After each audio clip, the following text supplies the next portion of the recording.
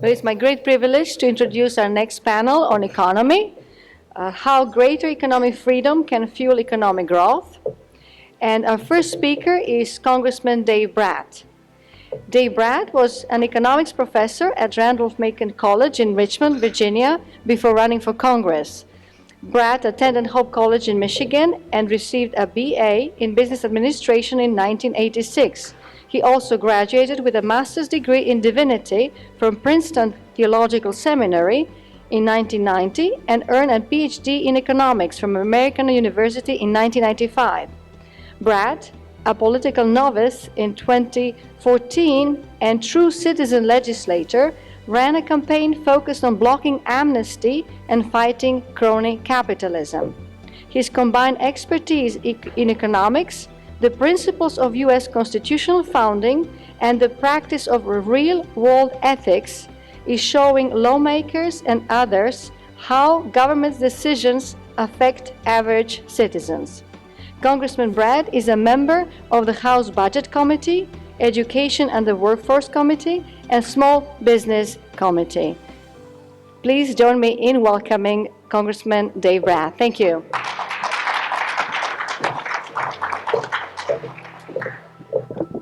Thank you all very much for inviting me to come here. And before I get going, let's give a hand of applause to Joel and Natasha for all their hard work here.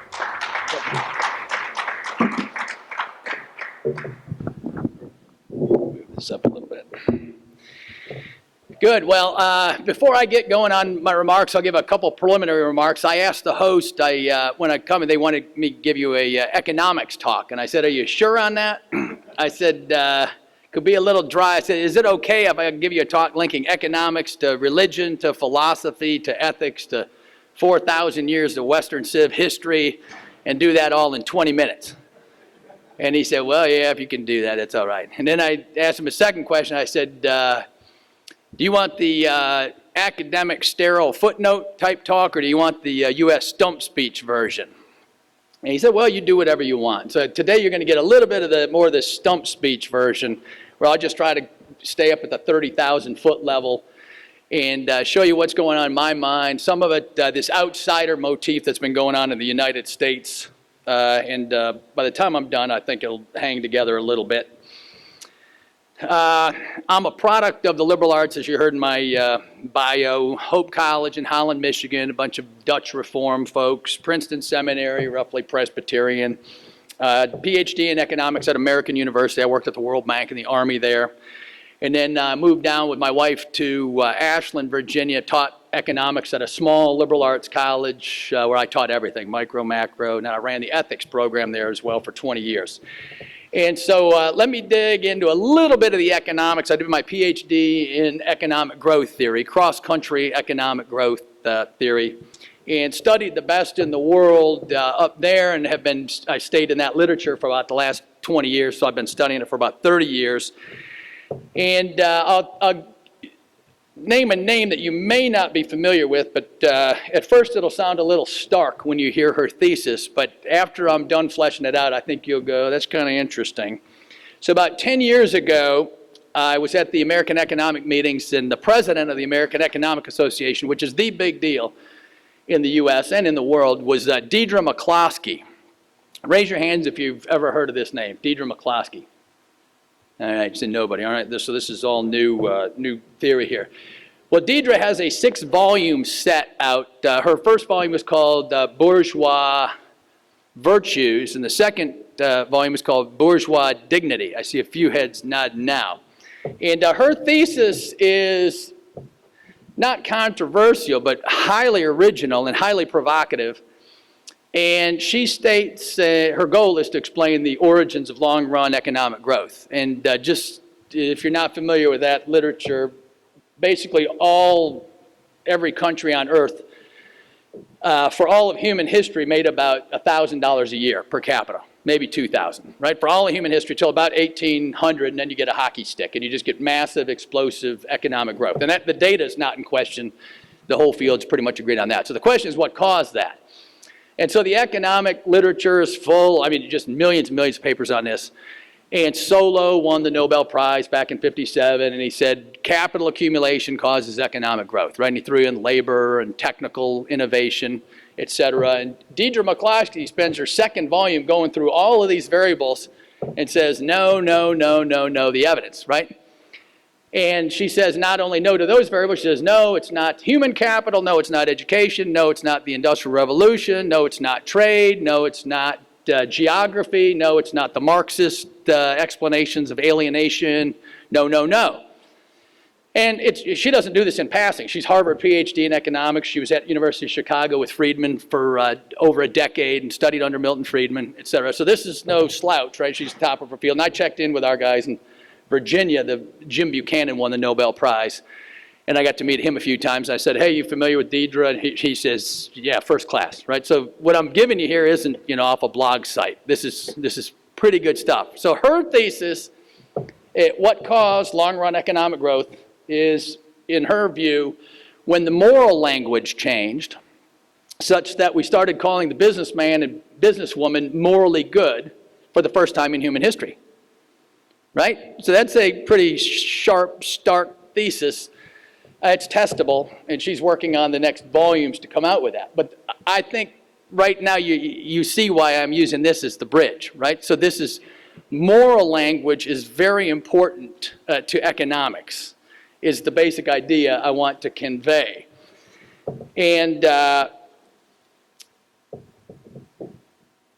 if you go through the Western canon, I think you'll validate that. And the one exception, interestingly, is the Jewish people over time. The Hebrew scriptures, the Jewish people have had a more positive view of economics and business in moral terms than the rest of the canon. So if you go through the rest of the canon, you get Socrates, Plato, Aristotle, Augustine, St. Thomas Aquinas, and you go Eastern, you get Confucius, Buddha, Muhammad, etc. In their business, any of those, right? Just the whole Western canon, business is something you tolerate, right? You put up with it, it helps pay for nice art collections, etc.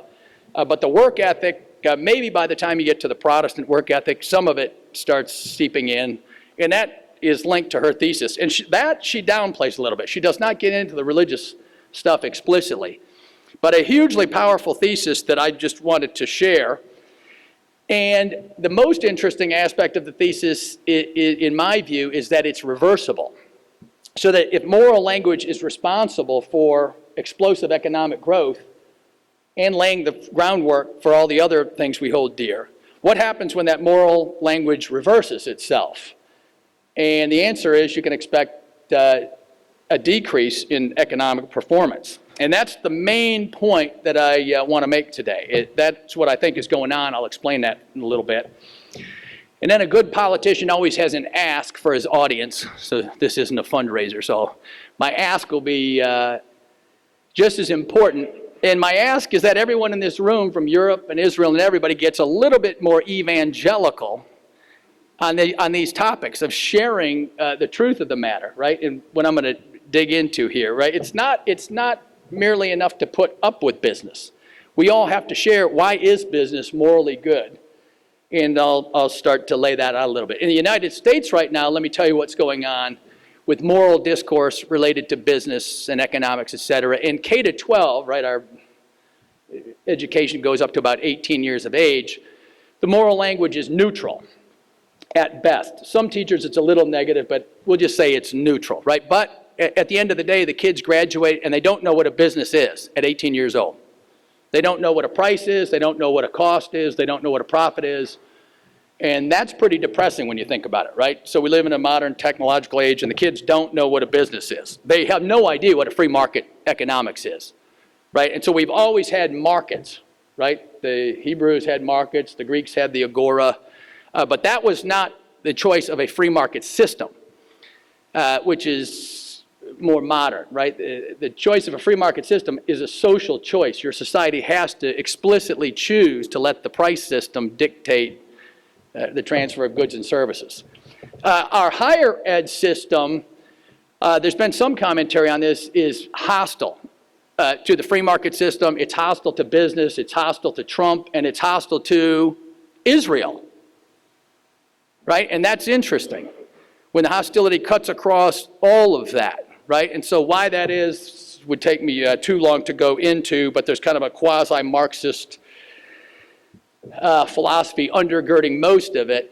And it's also interesting that the left in higher ed and in our press and the think tank, right? The left in the United States right now cannot list any major theologian or philosopher or system of ethics by which it makes moral judgments.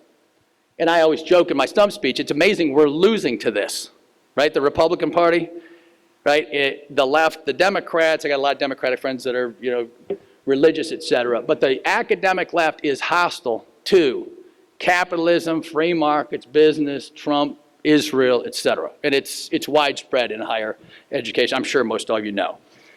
And so it's pretty depressing, right? When our kids go to K-12 education, they come out, they don't know business, they don't know ethics, and they're told that what they're going to do in every waking hour of their life, work, right? They're going to go into a job, is morally neutral at best, and perhaps morally bad. And so now a little bit of economics as to how that links in. Things are not going well in the United States right now, right? Past speakers, Becky said we haven't had over 3% economic growth in the last 8 years. That's not the norm. We've had 1 or 2% economic growth. Our labor markets are messed up. Immigration is a huge issue in the room. That is kind of a triple bank shot. The K-12 education, if that's poor, you have bad labor markets because the kids become your labor market. And then businesses want cheap labor, so they want immigration policies that are good for their profits, which will surely go up.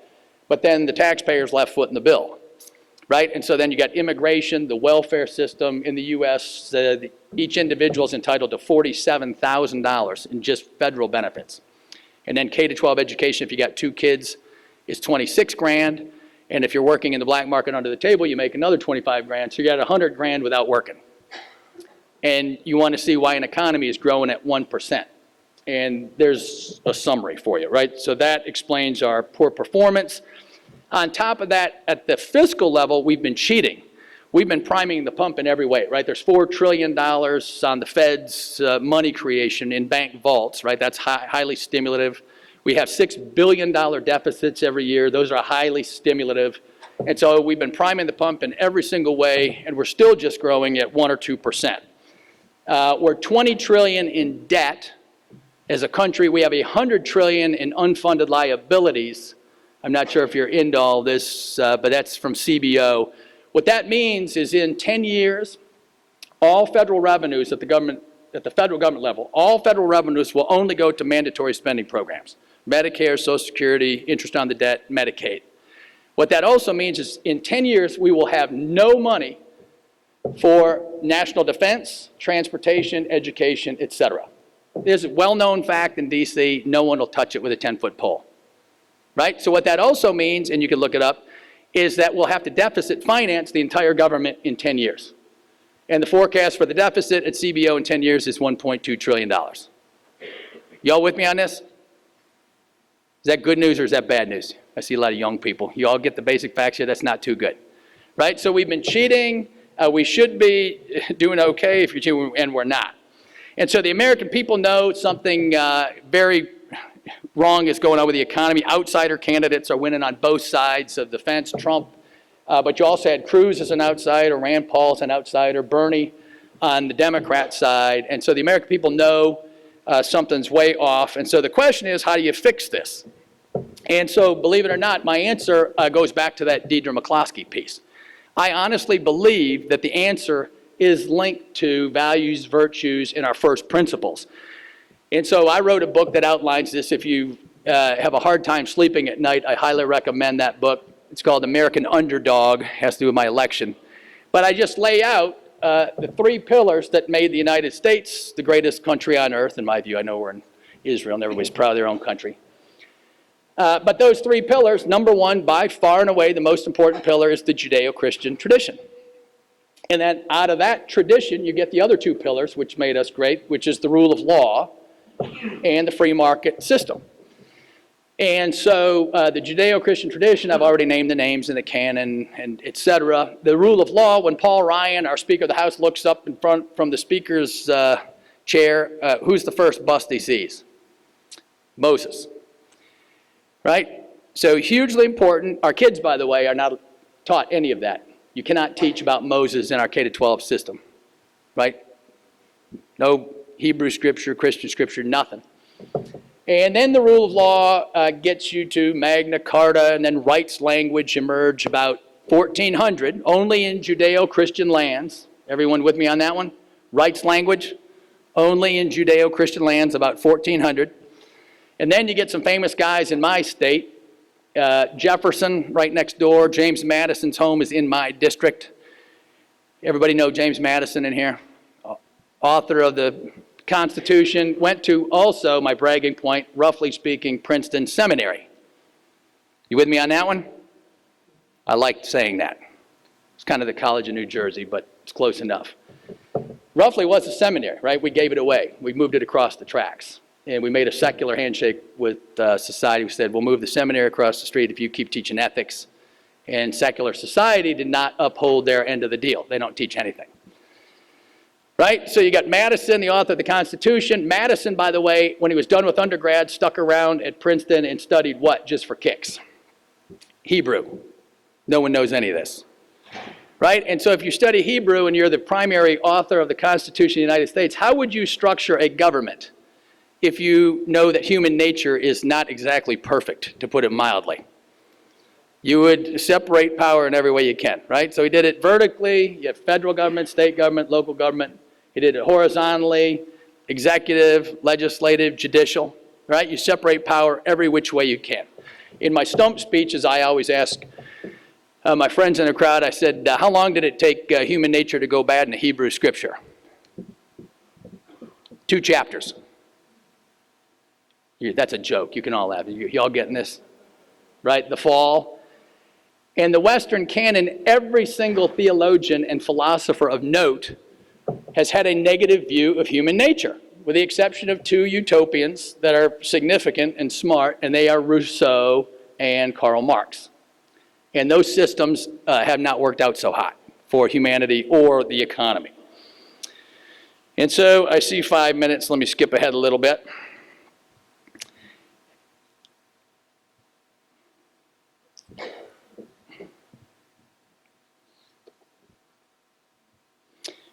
Finally, third pillar, rule of law. So Judeo-Christian tradition, rule of law, third pillar. If you're really lucky, you get free market economics. And again, who is our man there? Adam Smith out of Scotland, roughly Presbyterian. Y'all seeing the logic here? Right? So very interesting, right? Madison, Adam Smith, Presbyterian, and the system matters. Today, we have an outsider revolt against D.C. The Madisonian logic and Smith's logic is identical. Madison wanted a large number of small factions competing against each other politically. Adam Smith wanted a large number of small firms competing against each other, and that gave you pure competition and results in optimal economic performance, right? So it's no mistake that when you put together Madison and Smith, you get greatness. And the rest of the world is doing that now as well. And so let me give you 2 little cautionary notes about, I've heard today a lot of conversation about shared values. We think we know what that means, but I'd challenge you not to put up with that phrase, because I don't think anybody knows what that phrase means, right? So, for example, President Barack Obama always talks about our shared values. And I just had my picture taken with him the other night.